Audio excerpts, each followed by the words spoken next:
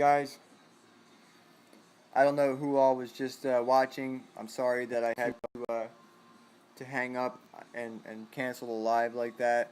Um, I don't like doing that to you guys if anybody is watching. I know we're not that popular of a channel, but even if there's one person watching, I'm sorry about that. Um, Hopefully the channel grows. You know, we're doing builds and we're out here doing the most that we can. And every time we go out, instead of riding all day long and just having a blast, I do jump out on the camera and we try to film as much stuff as possible for you guys. You know, I know a lot of people like to see, you know, the progression and the story of, you know, where people start and where they end up at. I know I've watched a YouTuber myself. I mean, his progression is unreal. And I'm just super grateful to have watched his stuff. And that's why I have started my own YouTube channel, to see my own progression for myself, you know, 20 years from now. I want to be able to look back on these days, you know, so. But anyways, so the reason why I had to hang up was because I got a phone call from the guy who has my other jug. Now what he's doing is he's got the jug, he's ordering the Pro X piston. It's going to be coming in. He's going to match that piston to that jug. So this way I know for damn sure that when I build this bike, it's going to be 100%. The motor is not going to be blowing apart like this one did, because everything's going to be matched up, everything's going to be done correctly and machined to fit. And yes, we're going with the stock bore. We're going with the standard bore, which, let's go in the book here and I'll show you guys what that is.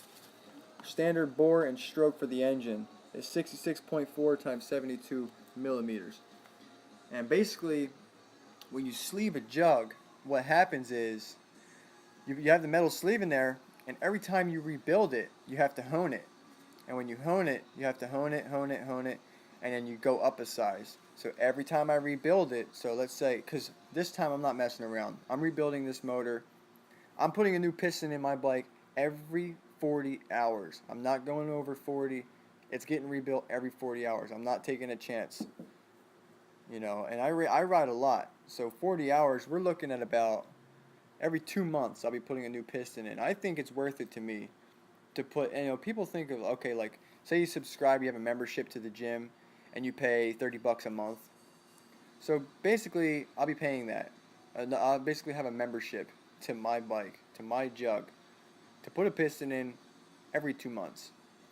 Depending on if I ride that much, you know, I'm gonna put a tack on this thing and see where we're at. It's probably gonna end up being like 3 or 4 months if I take it easy, you know. But the winter time is right around the corner, and we're gonna be doing a lot of riding, because in Southern California, when the winter hits, it's like the perfect riding weather, and we're gonna be out there ripping them 2-strokes and having a blast. I know you guys, you know, love the winter time over here for your riding season, so I'm going to be out there with you guys, and it should be pretty soon.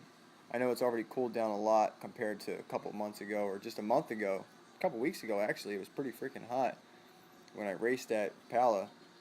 You know, my last race I did not do well. I had a pretty bad start in my last race. I actually had a good start. I got the whole shot, and then after the whole shot I was in second coming down the hill, and all of a sudden my chest protector fell apart on me. Everything was just hanging around my fucking my waist, and it was slowing me down. I was getting taken in the wind, landing flat on the triple, and it's not good at all. And then the second race, my gas was turned off. Don't know how that happened. So my bike shut off right after the whole shot, and I just basically coasted the rest of the race, which kind of sucked. But you know what? It's a series done. We got our corner over there. I have a hat and a couple other pallet shirts, and I'm going to put a piston in a case, and we're just going to put it all over there for right now until I get a house with a nice trophy case. But anyways, so yeah, so we're going to get the piston and the jug. That's main focus right now. The piston and the jug. First $500 taken care of, done for. This will be out of the way. The top end will be done. We won't have to worry about that shit anymore. Screw that, you know what I mean? I'm done with that. So, not going to have to worry about this anymore. And the next time I go live on here, we'll most likely be splitting the cases and I'll show you guys how that works and what we have to do to split the cases. So, hopefully everything goes as planned. The jug, I'll have the jug and I'll have the piston in less than a week. My buddy Jeff said if I didn't have the bottom end blown, I could be riding on Saturday with the new jug and piston and all that stuff. So that's pretty fast compared to sending it out to Millennium or sending it out to US Chrome or anywhere you send it to. It's going to take about a month before you get it back. You got to think how many people send their jugs in there.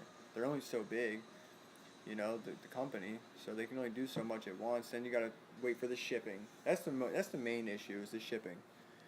So I don't have to worry about shipping. It's only an hour away. I can take the trip, swap it out, come right back, have this shit done over here, the jug and the piston. So that's going to be done, and then I'll feel much better once I have that in my hands. The jug and the piston, the wrist pin bearing, the gasket kit, all that stuff I have already. So once I have those couple of items for the build, I'll be stoked on that. So I can put that stuff to the side, not worry about it, and then we can tear into the bottom end, find out what the hell is going on in there, and if I have to order a bunch of parts to rebuild the whole bottom end, everything, the tranny, all that stuff, then I will just go right to my shop. That's right here, it's right around the corner, and I can get stuff shipped to me in about 2 or 3 days for the whole bottom end. The problem is going to be finding the time to build it, considering my work schedule. So I don't care if I have to work 6 hours or 8-hour day on my bike and then go and work an 8-hour shift. I will do that. I will work 16 hours straight to have this bike running. And if you guys, if anybody's seen my previous videos and see how much riding and how much fun we do, you'll know I'm serious. This bike will be back on the track ASAP. We ride every weekend. Saturdays are for the boys. And even if I don't ride this Saturday, I'll be at the track and I'll be getting footage for you guys. So you guys can, have something, I'm not going to stop. Even if I have to go live and I can't upload anything to the computer or anything like that, I'll go live. You guys can see what I see at the track.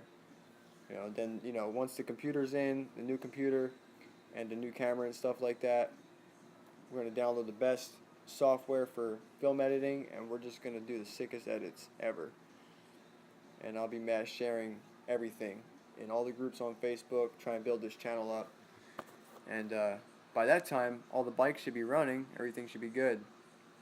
So just wanted to give you guys an update on what's going on here and why we don't have any motocross videos coming out right now, but expect to see one on Saturday. I have some footage to edit on my GoPro over there, but I haven't gotten a chance to get to it yet because of the computer being messed up. So hopefully the computer comes in and we can pump out those edits with that cheap GoPro software for editing and just get another little poop edit out there for you guys.